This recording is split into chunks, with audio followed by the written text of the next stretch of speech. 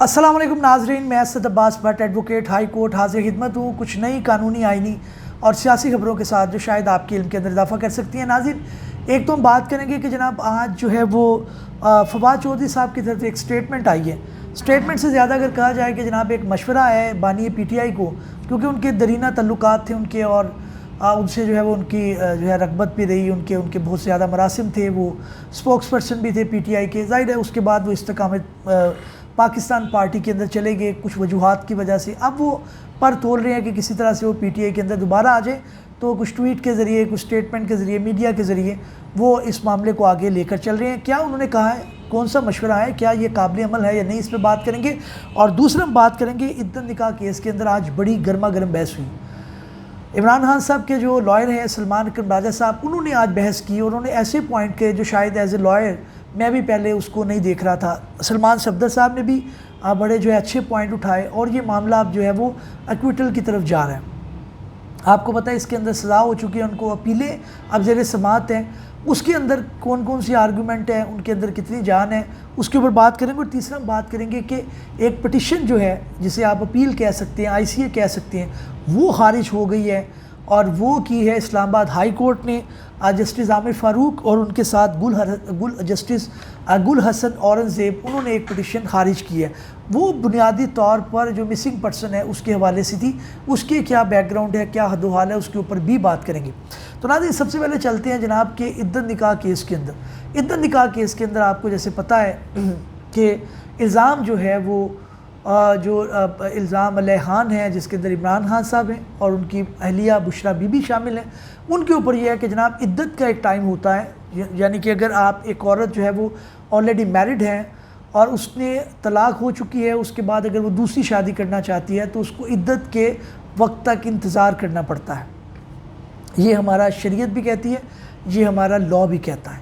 اب عدت کا دورانیہ کتنا ہونا چاہیے، یہ چیز ایک زیر بحث ہے۔ ہمارا سیکشن 7 ہے فیملی آرڈیننس کا، وہ یہ کہتا ہے کہ اس کے اندر 90 ڈیز ہونے چاہیے۔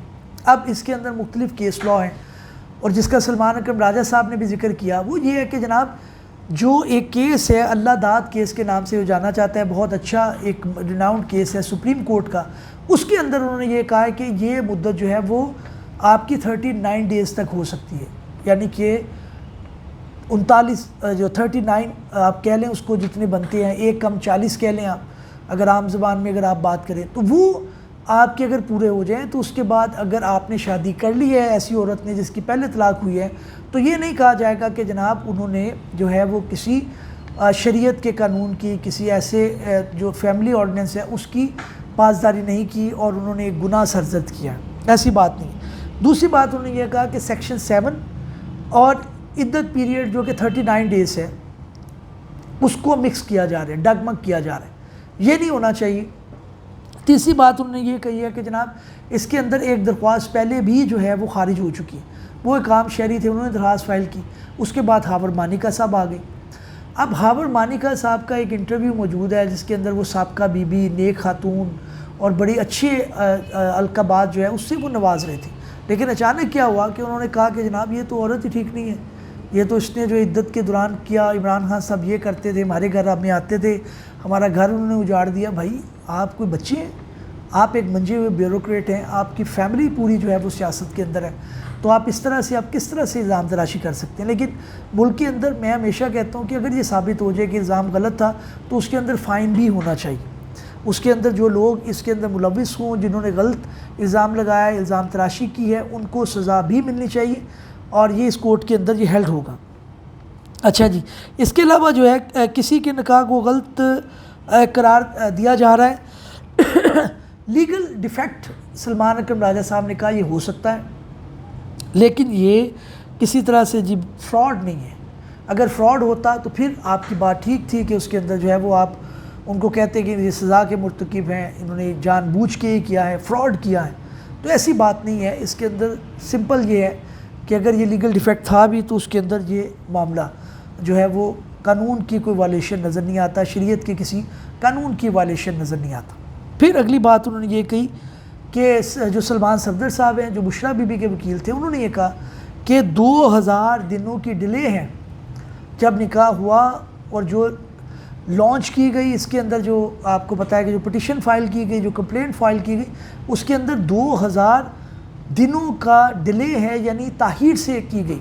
تو کرمنل لاء کے اندر تاخیر جو ہے اس کو بڑا جو ہے ویٹیج دیا جاتا ہے، بہت دھیان سے دیکھا جاتا ہے کہ جناب یہ کیوں کر ان کی پٹیشن کو ایکسیپٹ کیا جائے جبکہ وہ ڈیلے کے ساتھ ہے. ایک ایک دن آپ کو جو ہے وہ ثابت کرنا پڑتا ہے، لیکن ایسی کوئی چیز نہیں ہے.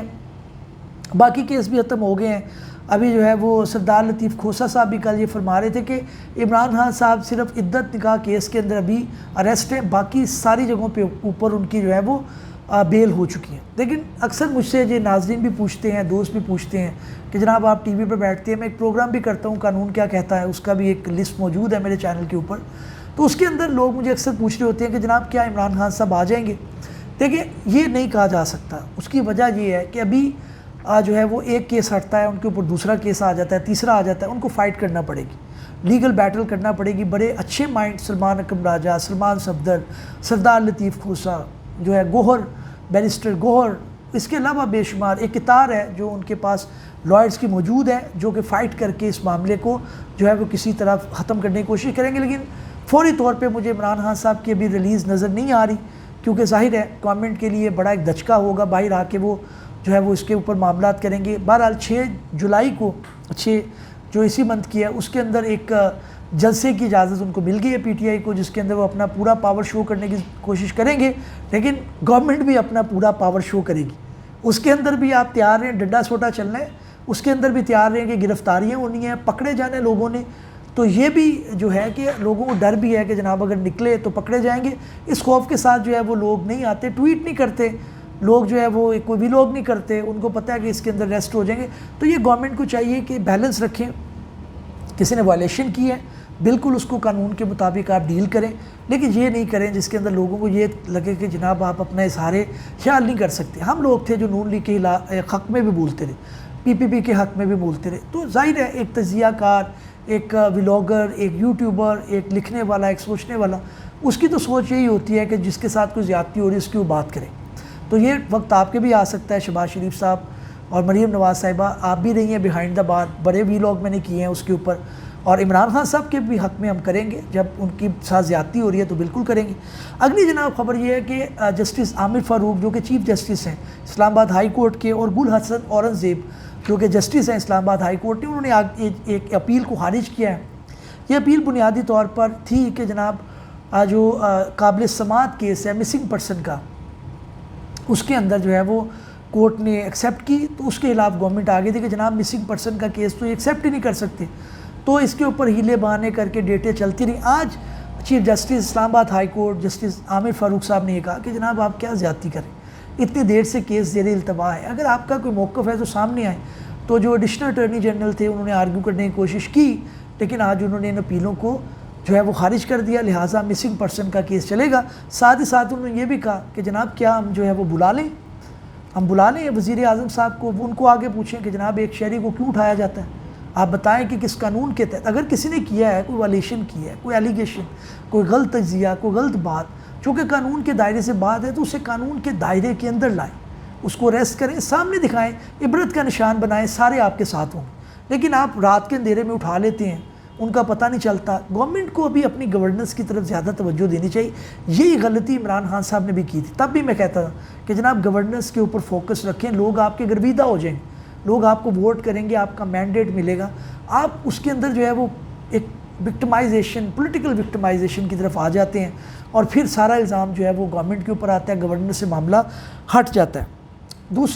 تیسری بلکہ خبر یہ ہے کہ ایک اسٹیٹمنٹ فواد چودھری صاحب نے دی ہے.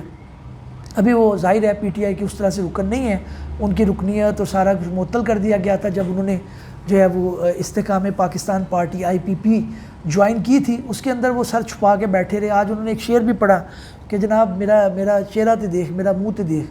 شاکر کا ایک شعر ہے کہ جناب میری زبان کی بات نہ کر، میرا چہرہ تو دیکھ. ٹھیک ہے، مجبوری کے تحت انہوں نے کیا ہوگا، لیکن پولیٹیکل پارٹیز جو ہیں ان کے ورکر کو تگڑا ہونا چاہیے. وہ کھڑے رہے اپنی پارٹی کے ساتھ، وہ نون لیگ کے بھی کھڑے رہے، سعد رفیق کھڑا رہا، حقان عباسی صاحب کھڑے رہے، ادھر جو ہے وہ دوسرے لوگ ہیں جو پیپلز پارٹی میں رہے ہیں، بے شمار جن کے نام آپ لے سکتے ہیں، وہ رہے ہیں، اور انہوں نے آ کے اپنی پارٹی کو جو ہے مضبوط کیا. مشکل وقت میں اندر رہے، جس طرح بھی تھا اس کو جس طرح بھی کر کے مینیج کیا۔ تو آپ کو بھی یہ چاہیے کہ جب آپ چاہتے ہیں کہ آپ کی پولیٹیکل پارٹی پاور میں آئے تو جب وہ کرائسس میں ہے تو اس کو کندھا دینا آپ کی ذمہ داری، اس کے اوپر کوئی جسٹیفیکیشن نہیں ہو سکتی۔ ہاں فواد چودھری صاحب ظاہر ہے ایک ان کا بھاری بھرکم جس میں بیچارے بھاگ بھی نہیں پا رہے تھے، اس کے اوپر شیر مروت صاحب نے بھی کہا کہ ہاتھی بھاگ رہے ہیں، ایک دوسرے کی اس طرح نہیں کرنی چاہیے۔ پولیٹیکل ورکر ہے، میں پولیٹیکل ورکر کی بڑی رسپیکٹ کرتا ہوں، مجبوری کے تحت انہوں نے ضرور کیا ہوگا لیکن وہ کسی طرح سے نہیں۔ آج انہوں نے ایک مشورہ دیا ہے کہ کون جو کہہ رہا ہے کہ چیئرمین پی ٹی آئی جو ہے وہ اسٹیبلشمنٹ سے بات کریں، یہ تو ان کی پارٹی کو فارغ کر دے گی، وہ ایک بڑے کیلیبر کے لیڈر ہیں جس طرح بے نظیر تھی۔ دیکھیں میں یہ نہیں کہتا، میں تھوڑا سا اختلاف رکھتا ہوں، آپ کو سب کے ساتھ بات کرنی چاہیے۔ اسٹیبلشمنٹ کو انڈیا کی تھوڑی اپنے ملک کی ہے، وہی لوگ ہیں، وہی جاب میں ہوتے ہیں، چھوڑ کے آ جاتے ہیں، پھر سیاست میں آ جاتے ہیں، وکالت میں آ جاتے ہیں، میڈیا میں آ جاتے ہیں، تو ان سے بات کرنی چاہیے، ان کو بتانا چاہیے کہ کمیونیکیشن گیپ ہاں ہے کہاں پہ، تاکہ کرائسس ختم ہو۔ ساری پولیٹیکل پارٹی مل کر عام شخص کا سوچیں، عام جو پاکستانی ہے اس کو کوئی ریلیف دینے کا سوچیں، کیونکہ بہت زیادہ مہنگائی بڑھ گئی ہے، مسائل بے شمار ہیں، لوگوں کو سمجھ نہیں آ رہی، لوگوں کے کرائسس دن بہ دن بڑھتے جا رہے ہیں، اور شاید یہ نہ ہو کہ عمران خان صاحب بھی جب پارٹی پاور میں آئے تو کرائسس اتنے زیادہ گمبھیر ہوں، اتنے زیادہ جو ہے بگڑ چکے ہوں کہ ان سے بھی سنبھالا نہ جا سکے۔ امید ہے ناظرین کاوش پسند آئی ہوگی، اگلے ویلوگ میں حاضر خدمت ہوتے ہیں۔ اللہ حافظ۔